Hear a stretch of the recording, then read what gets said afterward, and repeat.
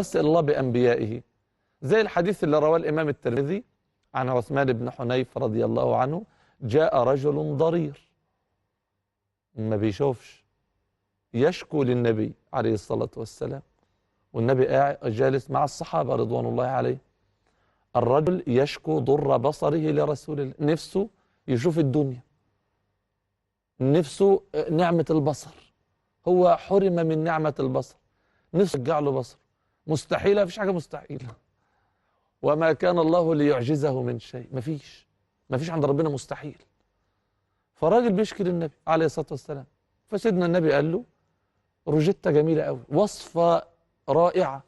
قال له: توضأ وضوءك للصلاة، روح اتوضأ كأنك هتصلي، ثم صلي ركعتين سنة لله، في كل ركعة بتقرأ فاتحة الكتاب وما تيسر، ركعتين عاديتين جدا. وبعدين قال له: ادعي بقى، قول ايه؟ اللهم إني أسألك وأتوجه إليك بنبيك محمد صلى الله عليه وسلم نبي الرحمة، يا محمد إني أتوجه بك إلى ربي في حاجتي لتقضى، اللهم فشفعه فيه. يا سيدنا النبي، كأنه بقول له: يا سيدنا النبي اشفع لي عند ربنا. طب ادعي لي يا سيدنا النبي. طب اطلب من ربنا انه يغفر لي يا سيدنا النبي عليه الصلاة والسلام. والقرآن قال في سورة النساء: ولو أنهم إذ ظلموا أنفسهم جاءوك فاستغفروا الله، احنا يعني نستغفر ربنا، واستغفر لهم الرسول. يعني ايه؟ يعني طلب الرسول المغفرة لهم من الله.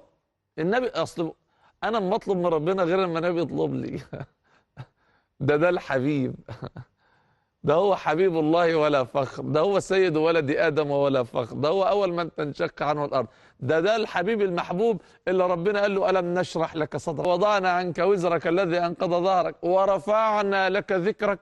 ده الحبيب اللي ربنا بيقول: إن الله وملائكته يصلون على النبي. ده ربنا والملائكة بيصلوا عليه، فلما هو يطلب لي أكيد أحسن ما أنا أطلب لنفسي، فبتوسل إلى الله برسول الله عليه الصلاة والسلام. لا خلاف بين أهل العلم قاطبة على أن التوسل برسول الله ده أمر مطلوب، مش هقول لك يعني ينفع، لا مطلوب.